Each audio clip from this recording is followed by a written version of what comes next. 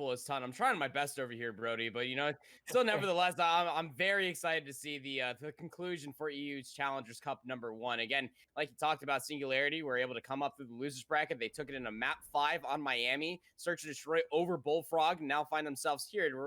It's not just going to be a single best of 5 that they need to win, but it's going to be 2, and it's going to be up against a very strong team of House Tarth. Yeah, absolutely. Tan and I were getting a chance to talk about House Tarth earlier on. We haven't actually seen them once in this tournament thus far. We did plan to cast them in the winners bracket final. Unfortunately, that didn't pan out as well as we might have thought initially. So this will be the first time we do actually get to see House Tarth on broadcast. Now, what we do know is House Tarth are an extremely talented roster. Again, I think the biggest characteristic of this roster is it's this mix of old veteran talent with these new young guns as well. And while people in chat might not know who Defrag is, he is a very much history player in European Open or Challengers or whatever Call of Duty amateur circuit actually looks like at the time. He's joined by Peatie as well. And those two players, they spent a lot of time together in the Modern Warfare season. I think they ended it together as well on that Train Hard team that ended out at top 8. Yep. Joined by Afro and Gismo, two players that are so good.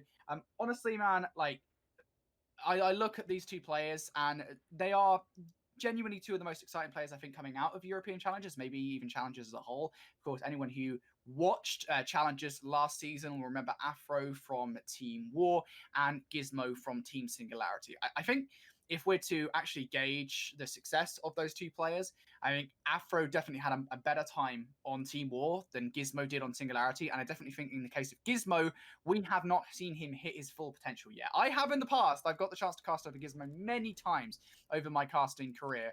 And he is a super talented player when needs must. So I'm excited to see when he hits that form. If he hits that form today, how it will transpire on the cast. Yeah, I mean, Gismo was also there with Bidz and Detain, I believe, towards the end of the Modern Warfare season, where they all placed second place just behind Team War, who did end up winning the Challengers champs for EU when they were playing for Team War. So, I mean, yeah, I have also seen just Gismo absolutely pop off when any given time is gifted over towards them, and they're joined with a very strong roster that we're going to be able to see just that end up happening. If they're able to set the pace for the entire match, depending on how the maps are looking here, Brodie, I think that you're going to end up seeing that Gismo come to the light of day. Like you said, we haven't seen them throughout the entirety of the weekend. We haven't gotten the chance to broadcast over top of them. But as far as these 4 players that are standing for the side of House Tarth, you can clearly see that they have something going for themselves, considering that they have not lost a series yet, that they are up on the winner's side. Yeah, absolutely. A super talented roster. I'm really excited to see what House Tarth are able to do in this grand final. But their opposition, Team Singularity, coming all the way from losers round 1. Look, you guys know this team by now, but maybe you don't know them as well as you might think, because they do have a new roster coming into town, of course, with Insight making his way to the Toronto Ultra and a couple of players going elsewhere. It's going to be Detain and Bidz returning from that 2019 lineup. Of course, Maple does return in tandem, but he wasn't actually on Singularity for the Challengers Championships towards the end of the year. So he returns to this lineup, and joining them is Denza. Now, this is just it's such a good roster, man, right? I mean, you take a look at this team. We've already seen today just what this team is capable of. Maple is a top AR in the game right now, or I'll say in Challengers right now, and he's joined by 3 players that can play extremely well when needs must. So I'm super excited to see sort of how this roster continues on. If they go through and plow through these 2 best of 5s and end up as champions of the first Challengers Cup, I mean, what a story that'll be, right? I mean, winners round 1, they end up losing to the Rams straight away, essentially. Go from losers round 1, and that's been their story all of today, is just making their way through that losers bracket, and they've looked pretty good doing it, and we've seen them do some nasty things.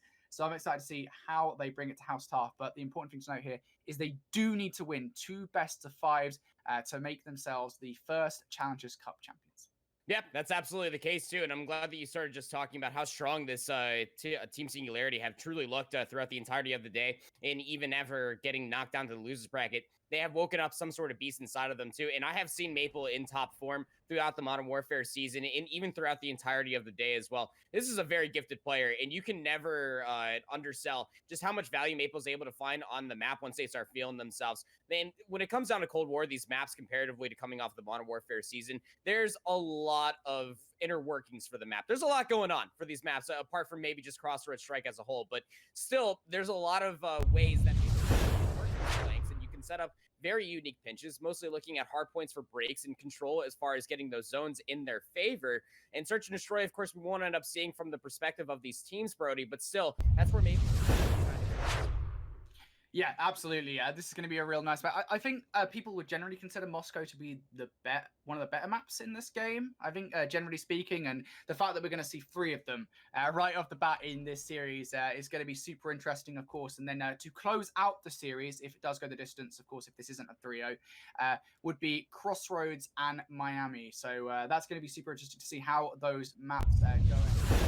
Go to map screen and show you guys exactly how this series is going to come out. So it's going to be Moscow for the first 3 maps, Crossroads for map number 4, and then Miami for map 5. If we do go that distance, Andy. Yeah, I would probably say that Moscow's probably one of the better maps throughout everything. I mean, I'm not going to lie, Brodie. I think Garrison's starting to grow on me a little bit, though. I like Garrison. I against all the players that hate it, which I completely understand. Like the way Garrison flows, but you know, hey, I'm a caster for a reason. What do I know, right? Yeah, exactly. But we won't end up seeing any Garrison at all. Again, you were talking about just the triple dose of Moscow, and we are underway here for Grand Finals. Moscow hardpoint to start things off here for us, Brodie. And of course, represented in blue will be Team Singularity. Represented in the red will be House Tarth. And the name of the game here, of course, the P1 Scrappy would be very good for Singularity, but they want to try to hold on to the side of the map. P2 can be an absolute money hill for them. Can indeed. P1, though, in control early on for Team Singularity here on the left side of your scoreboard. Denza having a great start at 3-0. Unfortunately, does get taken down just as you're about to switch to him. So it is going to be Team Singularity in control for now, but it is going to be House Tarth now, trying to find their way in. Defrag and Co. slide on through. They get the kills necessary. They break in for this time, and that's a great break here from House Tarth. Unfortunately for them, though, don't have spawns at the moment. Yeah, they don't have spawns at the moment, so you got to be really concerned with just player number 4. Look at Bidz in top police station. Peatie's going to get sight lines. They will beam them from afar, so that's a very influential kill for House Tarth to be able to find a nice house welcoming over towards P2. They will be here for the initial time. Now the setup has to be pristine. Just as I say that, you do end up having Maple coming back into the mix, is able to find 2. Afro trades it back in kind with the 74U. It's not truly broken up yet. Again, because House Tarth was able to get Bidz out of top police station, they're going to have the closer spawns. So P2 is going to stay scrappy for a little bit of time, but Singularity are doing a great job of meeting them at the gates to keep this in their favor. Yep, they absolutely are. Singularity in control of the hard point right now. You're seeing House Tarth spawning all the way at the back of the map. And this is still good for Singularity, right? Because even though they soak up all of this 20 seconds of time, which now they won't because House Tarth got right in, they still hold those spawns for next. And as I say that, you see Denza and Maple, they're spawning all the way out. Detain will get that call. He knows he has to go into defense mode, sentry mode, if you will. And this is a huge one-on-one for Detain. He goes for the pre-aim. It doesn't work. Pre-fire. Sorry, as he tries to kill Detain. Or Afro, sorry, it doesn't matter though. Afro wins that fight, and it's going to be House Tarth in control of Fountain for now. Yep, that P3 rotation is quite a long one for coming out from P2, but, you know, if you're able to keep P2 scrappy like what we just saw out of the side from House Tarth, then you will end up spawning a little bit further out towards P3, so they will be there for initial time. Well, look at the patient setup. 20 seconds has already passed inside the hard point here, Brodie, but this is all what Team Singularity want, but it's not unfolding how they had proposed it to be. Just one more player left over here. It's Denza up close. They will end up being gunned down by Defrag, so this is a lot of time that House Tarth are putting in towards their bank. It's about to be 66 to 47 now, and they're looking to get a solid 50 plus off of P3. And the rotation down towards P4 might just be a little bit of an easy one, but be on the lookout for Detain, who did spawn far out on the west side of the map, so a little bit of an offset pinch does come through. It will be a back 7 secured, but now they got to start questioning, how do we work our way over towards P4 now? Yeah, that's the question. We go over towards Boulevard Hardpoint, and currently it is House Tarth in control. Denza having something to say about that. He wants to get this one-on-one versus Peatie for it, and then Maple's going to come in with the assist. The Semtex lands right at his feet. Gismo looking for 2, gets it. No problem for Gismo, but unfortunately a problem for House Tarth here as they have zero control over this Boulevard hardpoint. They do have players inside the hotel causing all sorts of issues, causing all sorts of havoc, but it's not going to matter too much here.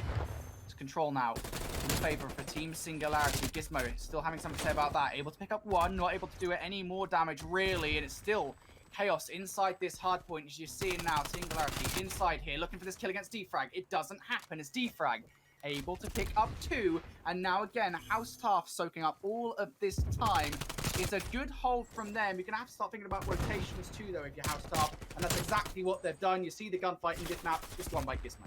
Yep, Gismo, the heads-up play, even off the spawn, will end up playing over by the cutout wall. And inside of Checkers, we'll be sitting here to try to get the initial time for P1. It was at least a decent job coming out from Singularity to try to keep P4 contested. Easier said than done, of course, as after the first set of hills, it will be 100-61 in House Tarth's favor. And they're in control of the east side of the map, just like you were saying there, Brodie. And these gunfights inside of P1 are all in their favor. That's 4 down in favor for House Tarth. They're able to soak up the initial time for P1 and Team Singularity. They now have to regroup. They're going to hit through the glass side of gold.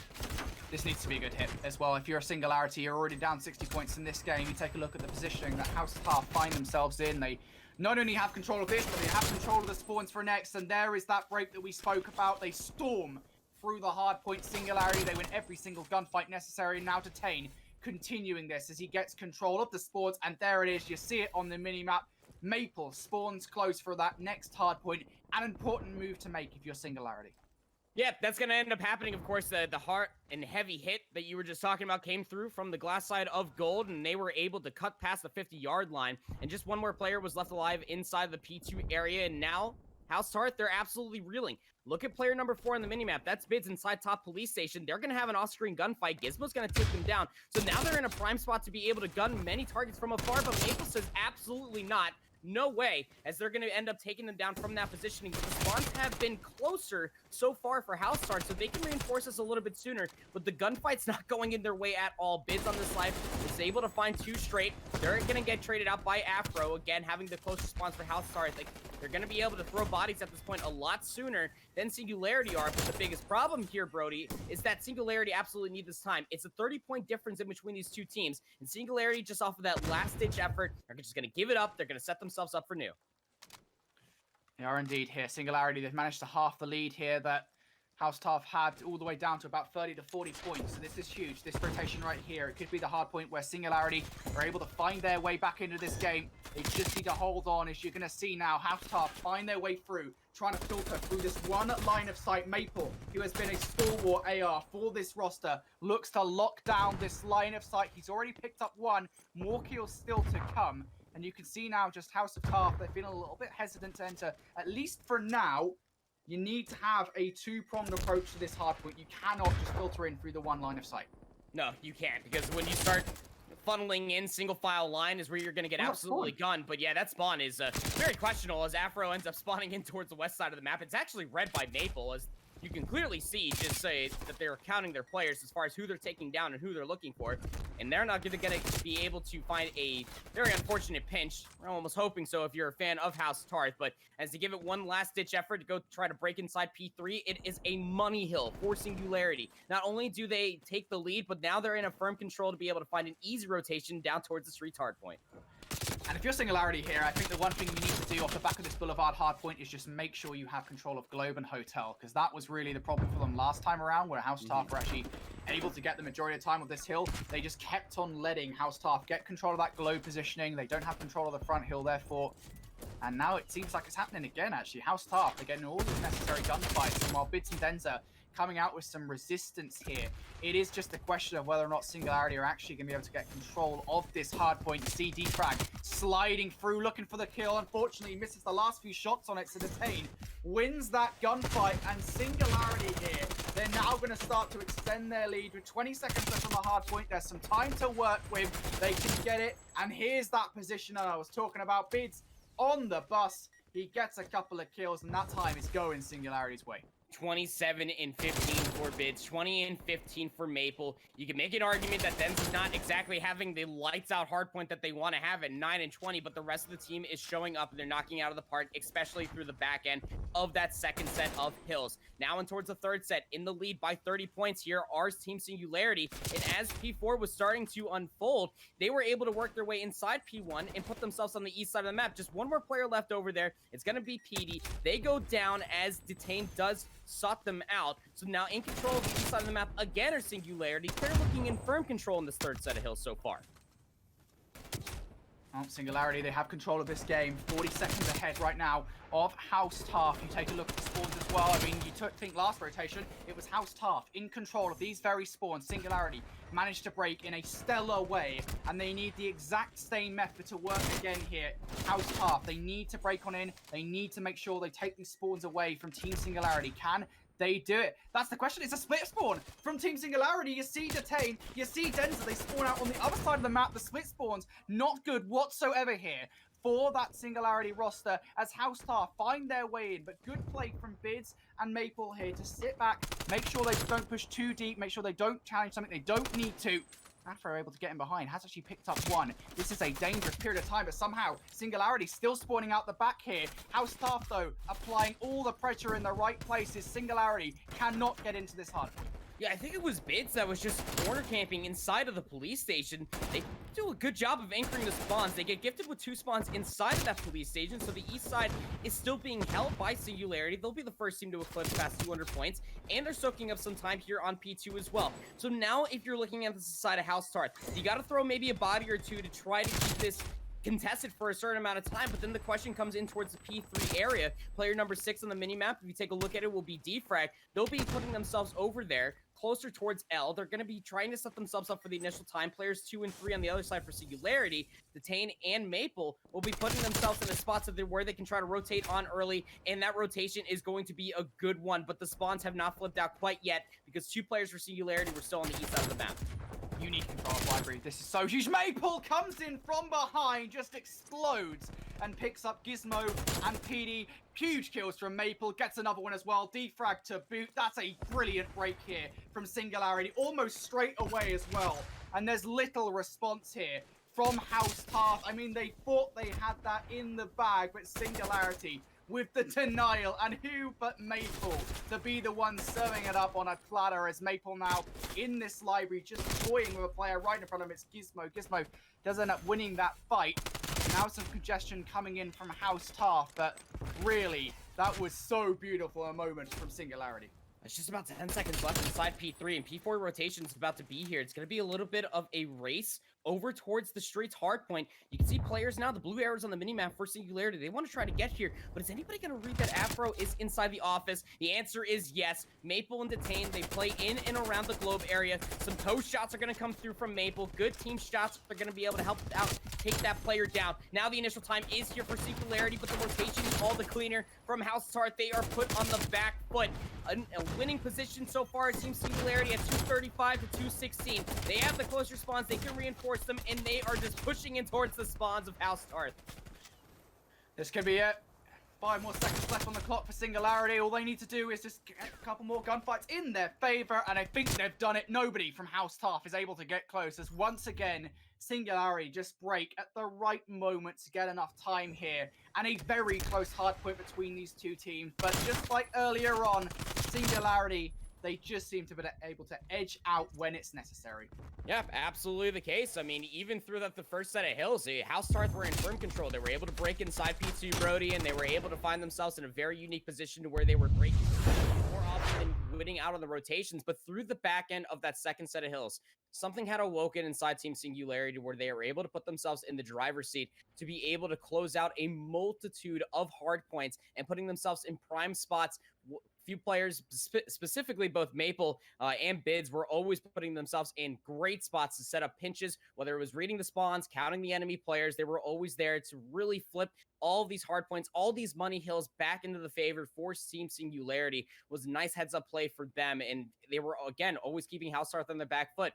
For the first time of these two teams facing off against each other for this weekend, this is a very close one. This is a really good grand final so far. 250 to 216 for that opening hard point. Remember, Singularity coming from the losers bracket side. They got to win 2 best of 5s, but they're starting on the right foot forward. That was so close. So close, man. And again, it seems like just the case with challenges, and it is going to be this way early on, just simply because of the fact that early on, creating strategies and such, it's still very early in the game. So those aren't going to exist as much as they would do in a few years, for example, right? But again, a game of very fine margins where it just came down to the plays that were made. On the moments, I think, right, first half of that game, it felt like House Tarth were in the lead, at least for the first rotation. They had a really good advantage over Team Singularity. They're outplaying them on rotations and outplaying them on scrap time as well. And then as soon as we got that rotation over towards, I think, P1 on the second rotation of Hills, that was when I think something really snapped in Singularity, that they felt like they knew exactly what they needed to do. They broke the spawns for P1, and they were taking time away from House Tarth, where I think if they would have had it, of course, they would have ended up winning that map. So really well played there from Singularity. A special shout out once again to Maple, man. I mean, just that clutch play. Beautiful. Yep, they were lingering inside the bank.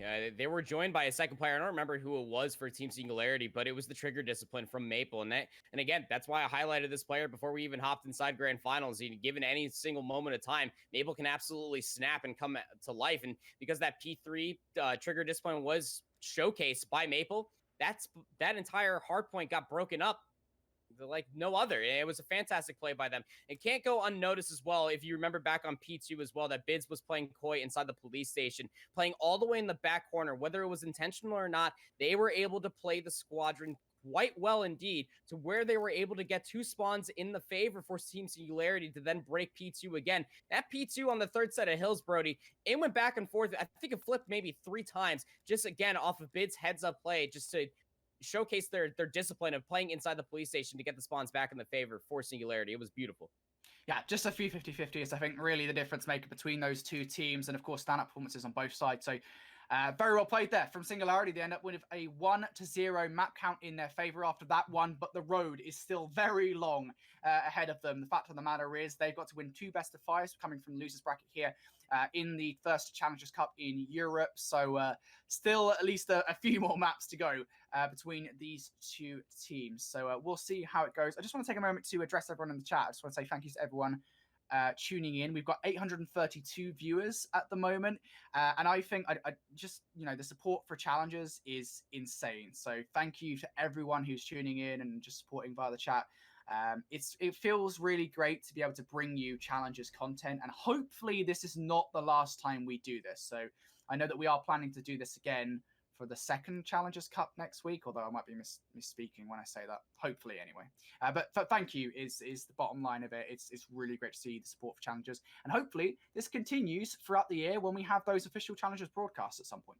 Yeah, I mean, even in the twilight hours here at NA, when me and I hold shift, we were casting APAC over on their channel. Yeah, we even peaked at about 800 plus viewers as well. So I mean, the love for Challengers, just the love for coming out from the Call of Duty scene as a whole, Brodie, is absolutely flourishing through this opening Challengers Cup. And I know that they're doing quite decently over there as they're covering the North America side of things as well. But still, yeah, absolutely love the outing that is the fans, the love for Cold War. Whether you're a fan of these teams, the individuals that are playing throughout these tournaments, it is absolutely beautiful to see. We are definitely appreciative of all of you turning out. Yeah, absolutely. And now I do want to say as well, this Search and Destroy coming up. So if you are just arriving for the first time today in this stream, you might not be aware of the way that we're conducting Search and Destroys here on the Challengers broadcast. So there won't be Search and Destroys shown per se. So we'll be giving you a live feed of what's going on in the Search and Destroy. I think Tan and I made the decision at the end of the last game to just basically not bother speaking throughout the Search and Destroy. I think that's probably best, because if not, all you guys get is waffle. There's no real point of us casting it. So when we do get round to the Search and Destroy, there won't be a cast, and that is simply in order to respect the wishes of the teams competing in this tournament, who would not want their Search and Destroy strategy shown, especially at this early point in the game, because there will come a point soon where these official matches and such, especially when it comes around to Challengers Elite, they are being shown on stream. So they want to make sure that as much as possible they can keep their cards close to their chest, I think, for this tournament at least. So that's why there's no Search and Destroy. We respect the wishes of the players to not want it to stream. So throughout that, no casting. Yeah, again, it's all about competitive integrity, and you got to respect it to a certain degree as well. I mean, I love Search and Destroy just as much as the COD next COD fan, but still at the same point in time, you got to respect just how much time and dedication all of these players are putting in to make sure that they're able to showcase their abilities and talents. Because there is money on the line, of course. This is their livelihood, and then you got to be able to respect their wishes to be able to have that competitive integrity. And as the Challengers broadcast and Cups will certainly unfolding, and as we go throughout the entire season of Cold War, you're going to end up seeing a lot of the strategies come to the light of day. So, just be patient with it all. Make sure that we give you at least some sort of a recap when we end up coming back after the Search and Destroy is played out. Yeah, absolutely. Well, let's talk about the Search and Destroy then, because it is coming up. We have Moscow, Search and Destroy. Is it Moscow? Moscow? It's Moscow. Moscow. Yeah, I don't know.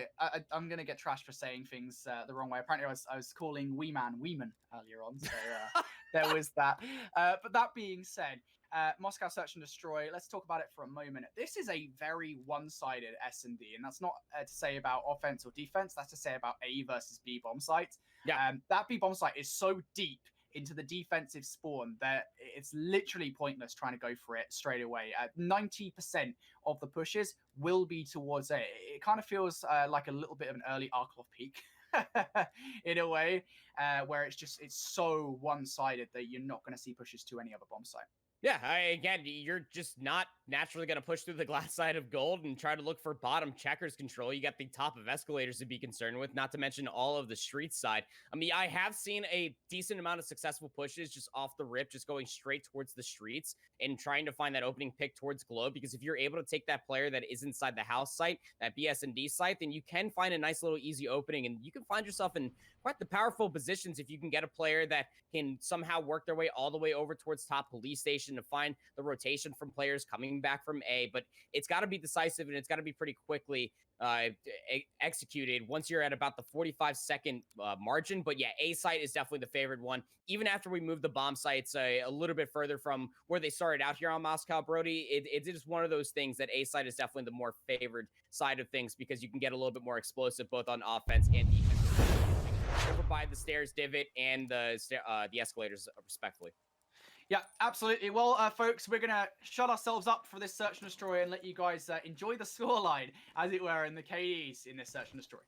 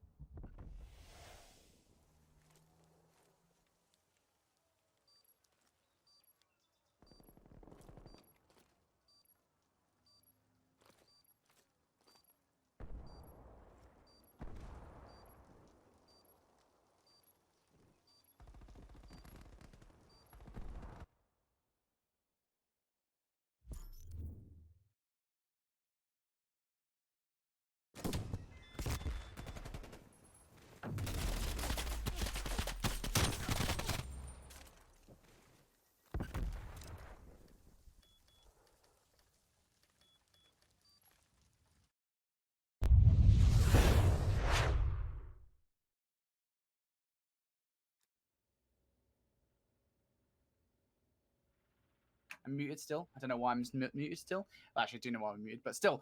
Apologies for the lack of a cast for the Search and Destroy. We don't do it to preserve the strategies of the pros. It's Singularity coming out on top. Andy, you and I were sitting in the back room. Is that the best way to describe it? Sitting in the virtual back room watching the Search and Destroy as it played out. Singularity come on top quite convincingly. Yeah, the virtual green room is what I like to call it, Brodie, and we were definitely sitting here watching and analyzing and breaking things down. But yeah, Singularity were quite decisive in what they wanted to do on their offense, and even quite disciplined on as far as their defense is concerned, just playing rather passive and sometimes rather aggressive. They also had a very nice, unique understanding of once they did find a handful of kills towards the A site, once they knew that they did clear out the bottom side of checkers, then they just rotated over towards B continuously. It's nice to be able to see just the discipline coming out from a team that is just filled with many good players, and from both sides too. But as far as the Search and Destroy team is concerned, it's really nice to be able to see just again the likes of Maple being able to find value with a boomstick in towards the second game as well, being able to absolutely take it towards your face with an AR as well. It's just really nice to be able to see Singularity pop off. Yeah, absolutely. Shout out to Detain as well, right? The highest player with kills in that game, and also got an ace, I believe it was in round number 5. So really well played there from Detain. Again, he went off earlier on against the Rams, and he's doing it here on Search and Destroy on Moscow. However, we are not done with Moscow in this series. It's time to potentially close out our first best of 5 with Moscow on control once again. Now, look, let's talk about this again, right? It's control, it's Moscow. Andy, I mean, we saw it earlier on, right? I think it was actually SNG and Bullfrog, and Bullfrog ended up losing it there. It is very one-sided again in terms of the control points. Getting control of B is a lot easier to do than getting control of A.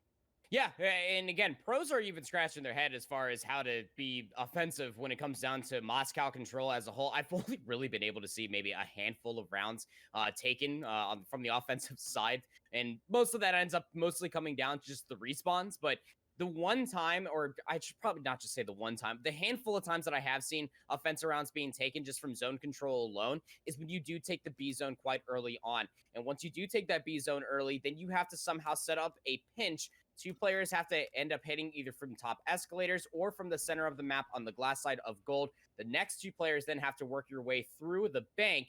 And once you do find about 3 kills over inside the library where the defense will then spawn, you actually just narrowly flip the spawns from library for the defense down towards the bank side. So you have to be able to read that quickly. Those kills have to be coming through in blitzkrieg fashion, but you can't lose any lives along the way too. So it has to be flawless pushes. Maybe you can lose maybe just one Brodie, but you really got to make sure that you have at least 3 players there when you're trying to rotate from the B zone over towards A. If it doesn't end up coming to light, the game clock will certainly start coming into a certain amount of questions, but still, if you can't get the B zone early on and you're trying to shift focus from A down towards B, you're probably looking at maybe about 10 seconds before a offensive team will truly commit towards taking a zone.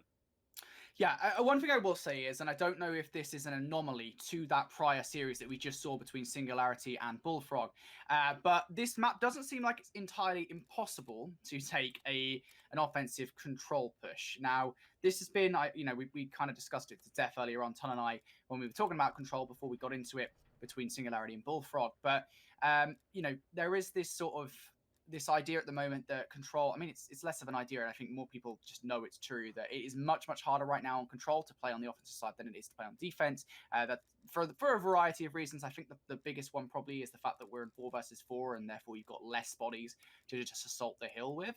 That being said, when it comes to this map in particular, we've already seen, again, whether or not it was an anomaly is a question of itself, but we've already seen that it is possible to take offensive pushes on this map. And I really particularly like the strategy that Bullfrog employed, even if it didn't work both times, which was to go straight towards that back control zone over towards Fountain instead of going to the one outside Globe. If you can do that and you take the control zone straight away, it makes the round infinitely easier, right? Because that B zone is so open, it's so close to the spawn of the offense. So that really can be a viable strategy. I'd quite like to see it from one of these two teams. It can be a viable strategy, but it is a high-risk strategy, Brodie. What if you end up trying to funnel in all of your resources for the offensive team over towards A, and you lose that gunfight? It can be quite convincing. Keep in mind, just think about just over inside P3 or Fountain, the A zone, whichever game mode that you're mostly looking at. But on Moscow, when you have all of those just power positions, all of those headies, the bench, the wall itself outside of library, just to try to cut down players, you better hope that the gunny is up and it's hot and it's ready to be able to take down those players once you do cross over from the escalator side of the map. So that way you can hop onto the A zone quite early on, because their spawns are quite close, and then you then have to take away the library away from the defensive team. Again, a hybrid strategy, but if it ends up flipping back on the offensive's head, then you're going to be down on respawns and you're trying to now commit towards B. You're probably looking at about 45 seconds that has already gone that you're committing towards A, that if it does not go in your favor, then you're probably going to be scrambling to try to collect on towards the B zone while also maybe setting a player up towards A. I've seen teams, on the other hand, being able to pull off that strategy. And yes, being able to capture the B zone as the secondary one is all the more easier. It is very wide open in the center of that. And you can end up retaking it. So we'll have to see what the offensive strategies will end up being. It will be Singularity on the offense first. Yeah, let's see if they can repeat what they did against Bullfrog, of course. Ended up flipping the game on its head. They were 2-0 down there on Moscow Control and ended up winning it 3-2. Let's see if they can pull off that same feat here against House Tarth. If they do it, folks, already 2-0 up in this series, they will win the series 3-0 and force a second best of 5 here in the Grand Finals, because they're the ones coming from losers. They'll continue that losers bracket run. For now, though, it's going to be on House Tarth. They want to pull off a reverse sweep in the series to stop it. Yeah, and this is one of the benefits that you do get from the defensive standpoint. You're able to find at least a kill or two, so you start pushing your way over inside the offensive spawn. But you gotta be able to be on the lookout for Maple, who does double on up. This is gonna clear up the streets, and now you got 2 players here offensively for Singularity, soaking up time, or tick progress rather, over towards the control zone of B. The first tick has already been secured, accruing up towards the second. Now the defense has to be here and trying to answer in kind. It will be a little bit of a pinch. Afro from the streets, they're able to find one. The trade's got to be here. Detain does take them down. So now they can continue to focus over towards B, all while Bidz is going on a rogue mission over towards A. They haven't touched the zone yet, so this really comes down to whether or not a House Tarth are reading and they're counting their players. But now that Bidz is touching the A zone, surely they know something is up. Yeah, this might be a little bit premature from Bidz, and it is. It's a valiant effort to actually try and make some progress over on A while he can. Maybe make a heroic play and get control of A for his teammates to come straight over from B. But unfortunately, it's all for naught as he does die before any progress is made whatsoever. So now 1 minute 30 left on the clock. We've had an extra minute added on because of that B capture. It's all on Singularity here to capture A. Now, we've seen them do it in the past. Maple getting all the way around the back inside library. Detain's done it too. That seems to be the most common strategy to break this A zone. We'll see whether or not they go for that exact same strat. And they have done so. Gismo is just watching that line of sight like a hawk.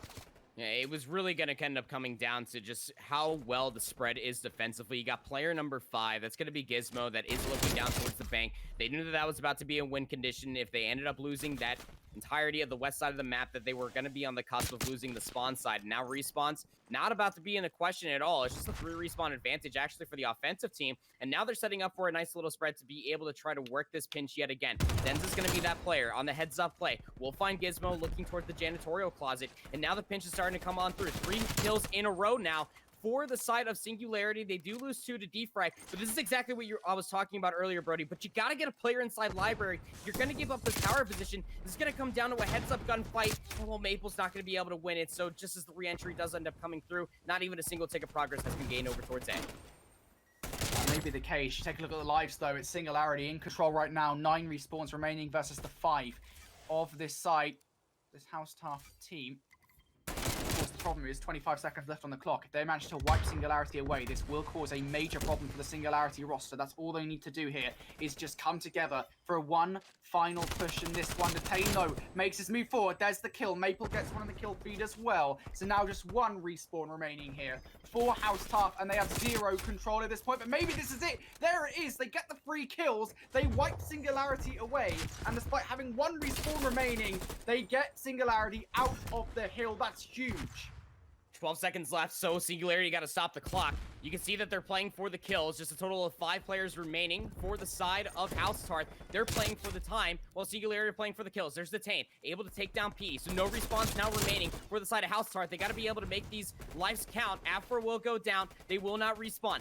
2 players now remaining for the side of House Tarth. Now it's just up to Peatie. First stick of progress has been gained, and again, Singularity able to stop the clock at 3.2 seconds. They had the lives, they had the respawns in the bank. They're able to work their way back over towards the A zone for a very passive setup that was House Tarth. They're able to take the first round offensive. Will end up going in the way for Singularity.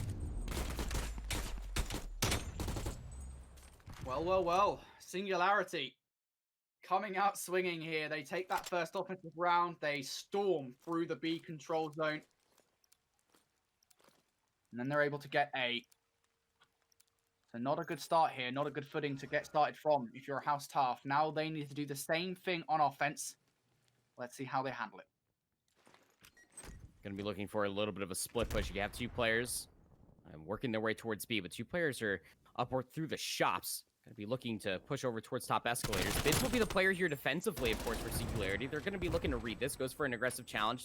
They do recognize that there are 2 players, so they will then shrug all the way back down from the escalator side. And now we'll take this opportunity to push all the way in towards the spawn and try to set up a pinch. So the 2 players offensively here, Brodie, House Tarth have been able to put themselves over towards A, while also finding kills over towards B. This is all while Singularity are working closer towards their spawn. Player number 1, that was Maple, trying to be the heroic player to get the players of House Tarth off of A, will go down. So this is a really tough spot to be in if you are Team Singularity. Oh, Detain is just shredded through Gismo. Does save B point for now. But I kind of mentioned it earlier on, right? This strategy to go straight towards A. It's exactly what this House Tarth roster are doing. Unfortunately, they didn't fully commit to it. They sent 2 players over towards A. It only amounts to 1 pick over towards that A control zone. And now you feel like House Tarth with 35 seconds left on the clock. That's the risk reward that you think about, right? The fact that there's just not much time now to work with. But here we go, House Tarth. They're on the point. Gismo can't throw out any throwables since there's a trophy system down. Denza coming in from behind here, trying to cause all sorts of issues for these guys capturing B. Unfortunately, nobody from Singularity close to the control zone now. So they're going to have to find their way in with a few kills. And they want to do it quickly as well if they want to crash House Tarth on this point right now.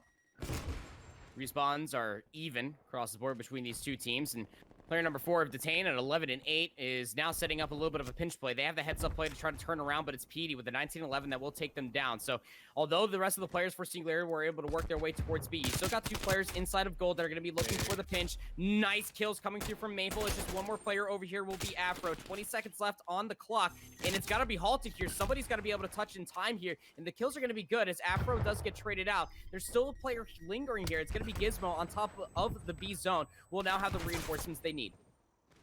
This is big. Just 1 more tick out of House Tarth right now inside this control zone. They can get this. They can add another minute onto the clock. It'll give them some breathing room as they make their way over towards A, where there is already 1 tick made, mind you, from House Tarth's earlier efforts. This is big for them to capture this control zone. But here we go. Maple comes on through, gets 1. Shooting a dead body, Maple. That's just not going to do. Contestant coming in, though. SMG find their way into the hill, but Afro has other ideas. Just takes down Detain.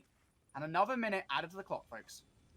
And you would just even tell, I mean, half the players over there for House Tarth, not the sexiest KD ratio, but Gismo at 14 and 9, Afro at 13-11, doing a great job of being the entry fragger for House Tarth, is just opening up a lot of the space on the side of House Tarth to really find their footing as far as the B zone is concerned. And this is the pinch that I was talking about even earlier on. So Peatie and Defrag are able to find 2 early on kills. So now they're going to start flying in towards the west side of the map. They're going to have to try to fight the spawns now from Singularity, and easier said than done. But you do have Defrag on the zone itself. Has some health here as well. The reinforcements will be here soon. And Peatie absolutely smokes Detain inside a library. This is a good opening for the A zone for the second tick. Absolutely is. And again, this is forced through. It's the Singularity did it to House Tarth in the last round. Can they do it to them here? House Tarth find their way in, but Bidz gets 1. That's huge for this contestant, and if you can get that tick down all the way back to its neutral position, this would be huge here. Look at the respawns, though. None left for Singularity. They need to do this perfectly. They need to watch every single line of sight, and they need to not lose a single life.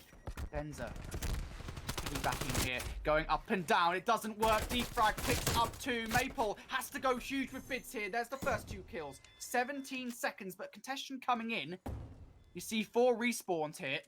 4 House Tarth. They have all of the breathing room in this game. Bidz now just keep an eye on this long line of sight, and I really respect this from House Tarth. They're not being silly with it. They're not pushing what they don't need to. They can just get it when they want it, and there it is. House Tarth winning offense right back. Yeah, offense for offense. Not exactly something that we are able to say about Control in Cold War so far, Brodie. But here on Moscow, between these two teams in EU's Challengers Cup #1 Grand Finals, it is coming to light of day. Again, this was all off the high-risk play that we saw from House Tarth. They were able to get that first tick off of A early on. It was almost gifted over to them because Bidz did give up the top escalator position, try to work for a little bit of a pinch. And well, those 2 players that were up there from House Tarth just pushed all the way towards A. And then from all of that, they were able to find a lot of kills in tow before they even thought about capturing the B zone, then flip back on their head. So now we're going to be moving over for Singularity's second offense. They will fly fast through the streets. Will be Denza. We'll have some help as well from Bidz, who finds a kill through the center of the map. And these are very good early kills, so that way Singularity can get themselves on B early. Singularity looking to capture B early on in this one. This would be huge. Of course, it would give them a ton of time to work with to go and capture that A straight afterwards. But they need to win some of these fights. They can't really give up control of Hotel, and unfortunately, that might have just happened here as Detain going to fall to Afro. Defrag picks up the kill against Denza. Defrag picks up the kill against Bidz. It's House Tarth in control of B, and while 2 ticks were made, a good effort from Singularity just crushed straight away. Brilliant stuff there from Defrag. Absolutely amazing. 2 ticks have been gained over by B, just barely under a minute. So now off the respawn, Singularity will give all the resources on over towards B. 2 players are here defensively. 1 player, player number 6, will be Defrag. They're inside of the apartments. This is going to be scouted out by Maple. Maple will end up taking down Defrag, but the 2 players that were over there at B will lose their life.